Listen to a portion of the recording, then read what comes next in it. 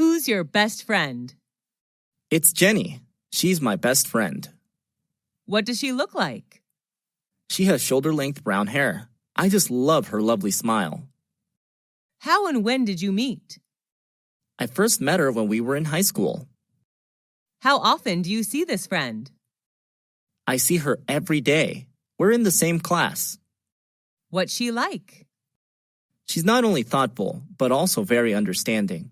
She's always by my side to cheer me up whenever I'm in trouble. Do you and her share anything in common? Yes, a lot. We both love shopping and playing sports. What do you and her do together? We usually do homework and read books together. Have you and her ever quarreled? Yes, but we seldom quarrel. When we do argue, afterwards we seem to understand more about each other. Does she know how to cook? Yes, but she's not a great cook. Do your parents like her? Yes, a lot. They always ask Jenny to come over for dinner.